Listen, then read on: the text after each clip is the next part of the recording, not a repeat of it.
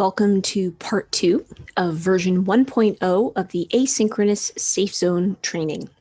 This is a continuation of part 1, so if you haven't watched part 1, I strongly recommend that you stop, you do part 1, and then you come back and do this. When we finished part 1, we had just introduced the gender-bred person activity, and this is a pretty nitty-gritty, lecture-heavy activity, so we felt that was a good time to take a break. So I hope y'all have taken a good break and are ready for diving into a really rich and interesting and sometimes demanding portion of the training. So you have this page in your little participant packet, and it's entitled The Gender-Bred Person. And I like to point out, you can see the little V4, version 4. So another reminder that this training is always evolving. So I don't know what the other 3 versions looked like, but clearly the folks who make these materials felt that it needed to be updated. So we're going to start by looking at the top half of the page where we've got this smiling person and we've got some arrows pointing to different parts of their body. So the first thing we've got an arrow pointing to their little brain. And right here, if you have a pen and paper, I'd like for you to write the word identity on the line next to that little brain. It really is good to engage by physically writing. So if you can type, write it on the screen, that's really ideal. So here is identity. And identity is who we in our heads know ourselves to be. And this is relating to kind of the options for identity that are available in our society. Can people be men, women, something else, as well as how well we feel that we match those roles. So what roles are shared with us as possible and how comfortable those roles feel for us. So again, this is a psychological sense of I'm a man, I'm a woman, I'm something else. Just psychological. So that's identity. The next part of this gender-bred person is we have a heart. And on the line next to that, we'd like to write attraction. So we've got identity, attraction. And attraction is the different ways that we feel pulled to other people. Often these have something to do with our gender and the gender of other person. So I may be a woman who's attracted to people with a female gender or a male gender or both. We're going to get into, it can be more complicated than that, but for now, attraction often has to do with gender. Are you attracted to men or women? The next element of this gender-bred person is we've got this little symbol over the genital areas. It's male, female, and male and female. And next to that, we're going to write sex. So this symbol here is used to refer to anatomical sex. And here, for the purposes of this very simplistic illustration, it's over the genitals, where somebody would have a uterus, testicles, vagina, penis, something we commonly associate with, is this person male or female? But there's much more that goes into sex. So there's secondary characteristics like body hair or breasts, hip to shoulder ratio, and things we can't see like chromosomes or hormone levels. So all of that goes into our biological sex. And then the last element of this gender-bred person is you can see there's a line kind of around the whole person as a whole. And here on this line on the left, we're going to write the word expression. So gender expression is all the different ways we present ourselves. So we have this identity, we have this sex, we have these feelings of attraction. How do we try to communicate that to the people around us? It can be through our hair, it can be through our clothes, through makeup, through tone of voice, behavior, the activities we engage in or don't engage in. This is all part of gender expression. Okay. So, and again, this is, we're going to have an opportunity to review that, but we've got identity, attraction, sex, gender expression. Now we're going to move on to the second half of the page, the bottom. So here we have these same terms we just brought up: gender identity, gender expression, anatomical sex, and sexual and romantic attraction. And what we have here are, think of them as slider bars. So on the left, we've got this sort of no smoking sign, and that means a lack. That means none of that. And then if we go all the way to the right where the color is most saturated, that means fully that. So these are slider bars, these are continua.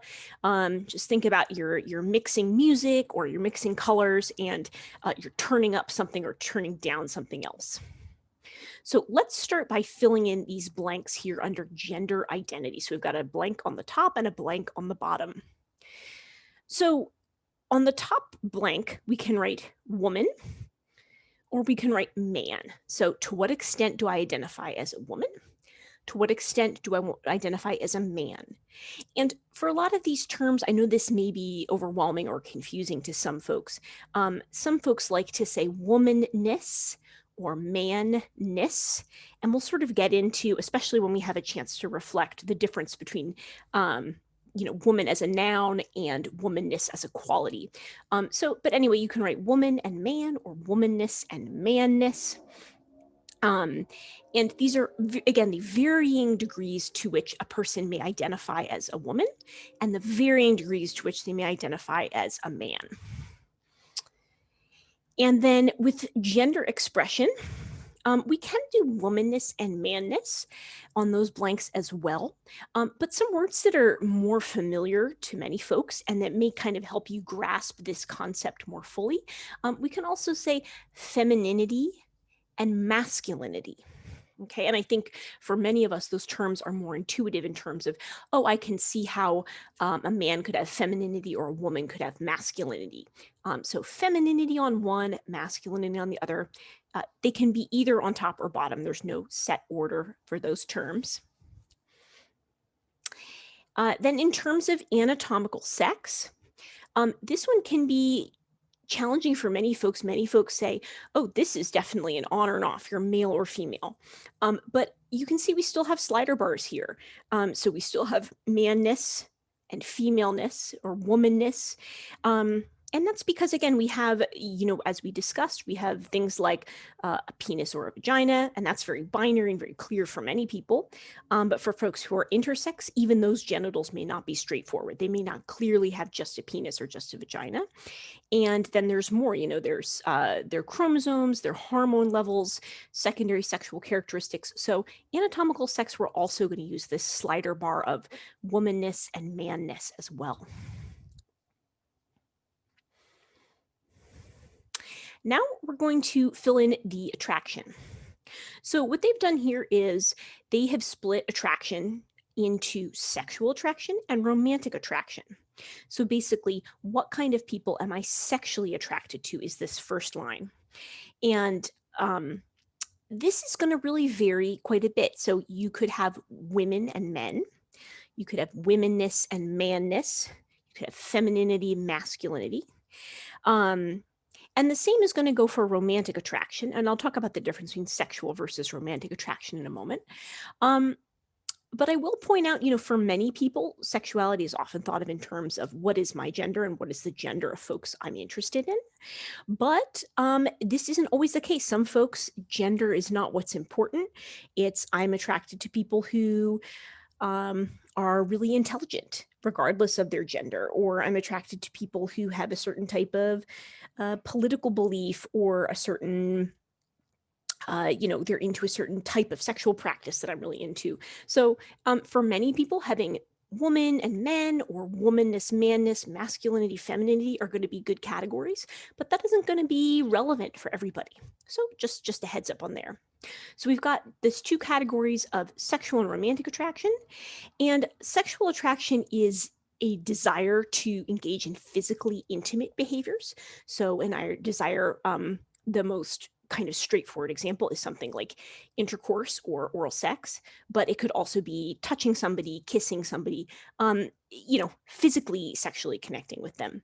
Whereas romantic attraction is romance. So that's things like flirting, dating, marrying somebody, bringing them flowers. So all things that I think a good example of romantic attraction minus sexual is, this is something maybe we see in small children in grade school. So they have maybe a girlfriend or a boyfriend, they bring them flowers, they bring them gifts, maybe they're holding hands. And we say, oh, that's so sweet, they're a couple, but the expectation is they're not having a sexual relationship, they're just having the romantic side of it. And so I'm going to show you what this looks like filled in the next slide. So you can see again, identity, the brain, attraction, the heart, sex, the genitals, and the secondary sexual characteristics, the whole expression. So what that person looks like and what they try to share with others. And then we've expressed all of these elements with slider bars. So degree of womanness, degree of manness, degree of femininity, degree of masculinity, degree of femaleness and maleness. And then we've got these various options for the slider bars of sexual and romantic attraction. But again, with a recognition that this may not be sufficient for everybody. So what I would like to ask everyone to do is, before you do the reflective portion of the training, is to take some time and think about, how does this apply to me? Think about, what is my gender identity? Do I fully think of myself as a woman and not at all as a man? If so, I'm slid all the way over here to the right and all the way over to the left here for the man. Or all the way over here, I'm fully a man, and maybe all the way over here to the left if I'm not at all a woman. But maybe it's mixed. Maybe it varies day by day. So that's going to be different for everybody. And the same for gender expression. Do I express myself in a completely feminine way? Is it, I've got short skirt, high heels, makeup, jewelry, feminine, soft-spoken tone of voice, the way I behave, the activities I engage in? Is that all the way up on the female side? Or is it all the way up on the male side? Maybe I'm playing rugby, I'm wearing cargo shorts, I'm drinking beers, I'm shouting, I'm kind of engaging in all of these behaviors that we think of as masculine. For anatomical sex, again, for many folks, it's going to be clear that their primary and secondary sexual characteristics are fully female or male. Their hormone levels are in line with that. Their chromosomes are in line with that. But for a large percentage of people, that's not going to be the case. There may be something about them that doesn't quite tick every single box for female or male. So they might have their slider bar somewhere a little different. And then for sexual and romantic attraction, again, this is going to be, what kind of people do I like? And again, for most folks, there's going to be an element of, I'm attracted to men or women, or I'm attracted to feminine or masculine folks. But for other folks, there may be other reasons that attract them to somebody that has nothing to do with gender. So you might have different things here. And again, this idea of, to what extent am I driven to engage in physically intimate sexual behavior with this kind of person? Or to what extent am I driven to engage in just romantic behavior? So maybe when it comes to masculine people, an individual says, I really want to engage sexually with this person, but you know what? I don't want to have a date with them. I don't want to marry them. I don't want to kiss them. I don't want to hold hands and gaze into their eyes lovingly. And maybe that's it. Maybe all they have is high sexual attraction to men, no sexual attraction to women, and no romantic attraction at all. Or maybe they've got this high sexual attraction to men, and then like 1% romantic attraction to men, but a very high 80% romantic attraction to women. So maybe they don't want to have sex with women, but they like the idea of kissing a woman, holding hands with a woman, dating a woman, marrying a woman. So this is going to be different for everybody. So again, this is a really in-depth project. We really encourage you to reflect on this, and certainly no pressure to share any of this. This is very, very personal, and few people kind of opt to share all the details of this in a training. So one thing that you may want to do to practice this or to share is to think of a celebrity, especially an LGBT celebrity, or a celebrity who you know to be kind of have something not completely straight by the books in terms of their gender identity or their sex or their gender expression. So this can be a good opportunity to practice this with folks that everybody in their group will know who they are, or they're more likely to. And also, it's not resulting in you having to disclose anything too personal. Okay.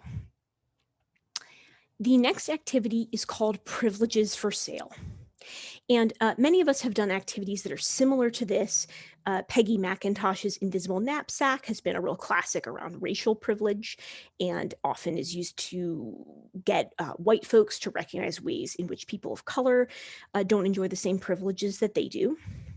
So this may be a familiar activity for you from other contexts. And the idea is that these are 33 privileges that straight, heterosexual, cisgender folks enjoy. So whether you are straight and cisgender, or you have another gender identity or sexuality, what I'm going to encourage you to do is look through these 33 privileges and make some notes. So make note of what privileges are most important for you. If you had to pick only some of the privileges on this list, what are most important to you, and why? Have those most important privileges changed maybe as you've gotten older, as you've maybe had health problems and health insurance has become more important? Maybe you've partnered with somebody and things around marriage equality have become more important. Maybe you've had kids and all of these things around custody and children have suddenly become very important. So look through this list, think about what is most important to me, and why has this changed for me over the course of my life? What privileges are most important?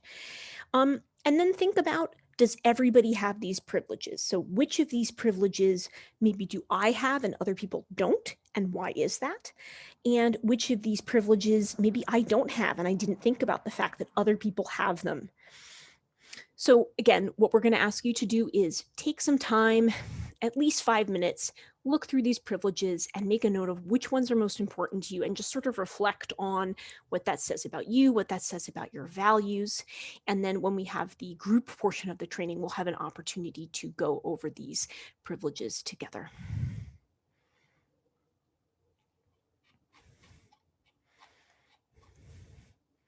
Now, this is the final activity in the asynchronous safe zones training. And this is a nice little handout that maybe you want to print and put in your classroom or put in some space. It's a nice little do's and don'ts quick facts guide. And this is about the coming out process. And many people may think they know what coming out is, and often it's associated with celebrities like Ellen kind of jumping up on stage and saying, I'm a lesbian or I'm a gay person. Especially, on social media or at an award ceremony or in an interview or something like that. So it's often associated with a single big dramatic announcement, but it can also mean a lot more than that. So this really, coming out has two parts. So yes, there is part 2, which is sharing that identity willingly with others. Focus on willingly. So not having somebody look at something they weren't supposed to and find something out, but that person saying, hey, I want to share something personal about myself. But part 1 here is really important. Accepts and identifies with their gender identity and sexual orientation. So someone first has to come out to themselves. They first have to accept who they are and say, yes, this is who I am. And then they have to share that with others. So really it is a 2-part, and that first part is often forgotten about.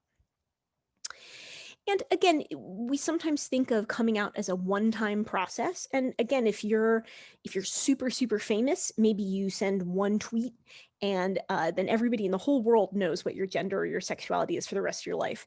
But for most people, it's a little different than that. It's a series of decisions that you navigate in every new setting. So maybe you came out to your girlfriend, but it's going to be very different to come out to your parents. Or maybe you came out to your mom, whom you're close with, but it's going to take a lot longer before you feel comfortable sharing that same information with your brother. And this is really important to be aware of, because we may not appreciate the extent to which somebody may be out in some spaces and in others. So just because somebody in your classroom or in your workplace is openly a gay man or transgender, we should never ever assume that they have the same openness and the same information has been shared with their church, with their family, with the rest of their classmates or coworkers. So this is a really important thing to be aware of, is just because someone is out in one context, don't assume they're out in another one. Now, some of us, and I think popular culture has not been helpful here, some of us may think that sometimes it's good to force someone's hand. If we see somebody and they're really struggling with they're a closeted gay person, or they're a closeted lesbian or transgender person, and we're like, you know what, they would be so much happier if people knew, if they were just open, if they were going to be who they're going to be. And we may want to force that person to come out by sharing information about them. And this is called outing somebody. So this is disclosing somebody's gender identity or sexual orientation without that person's consent. And again, it can really come from a very genuine place of good intentions. And this is never, ever, ever a good idea. It's a terribly personal thing to come out, and it can have a lot of consequences that you might not appreciate. For example, that person might love to be out, but they're depending on their very religious father to pay their tuition. And if their father found out that they were LGBT, their father would not pay for school, and they would lose their opportunity to continue their education, or et cetera, et cetera. We just don't know why somebody is maybe not being open about something, and it's never our place to do that for them. So if somebody comes out to you, here are the don'ts, and then we're going to cover the do's. So first, don't say I always knew. That's deflating. Somebody's trying to share something positive with you. And it also gives a sense of that they were unsuccessful in passing as straight or as cisgender. So don't say you always knew or downplay the significance. But at the same time, don't forget that they're still the same person that you've known. So don't downplay it, but don't play it like, oh my God, you're a totally new person now. Who the heck are you now that you're a gay person? You're going to so don't go bragging about this. Sometimes it can be something that we congratulate ourselves if somebody comes out to us. We're going to say, oh gosh, I must be such a caring or such a good person. They feel comfortable. So don't turn this into an opportunity to brag, especially as this may result in you unintentionally disclosing something about that person or outing them.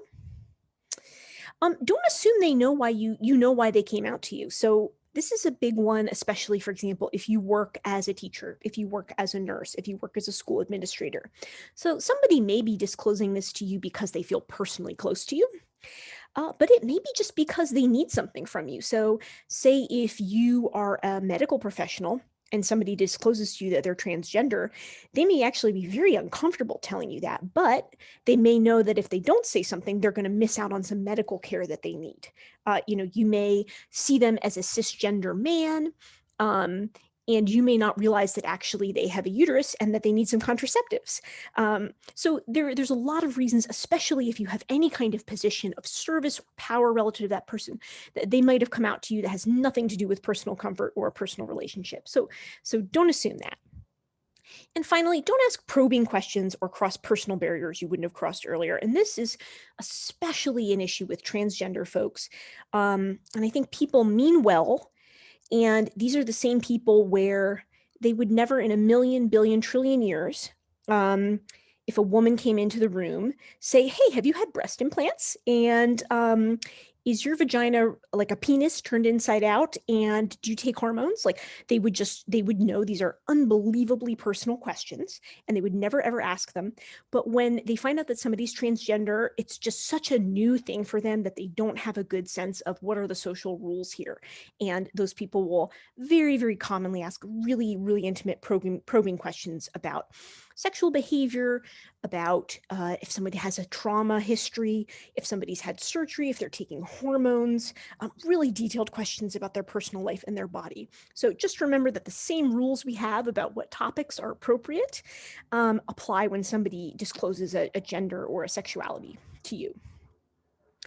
So what should you do? All right, we always want to focus on the do's. So know that this is a sign of trust, regardless of why they told you. They evidently trust you enough to think you're not going to share this. So that's a good thing for you. Don't betray this. Do check in on how confidential this is, because absolutely, this person might be completely out everywhere. They might say, yeah, I'm gay. Everybody knows I'm gay. I'm proud to be gay. Tell everybody in the world I'm gay. That's fantastic. And in fact, it's helpful. I'm really excited. I've wanted to come out for a long time. So shout it from the rooftops. They may really want you to pass on this information. It may be something joyful that they're sharing.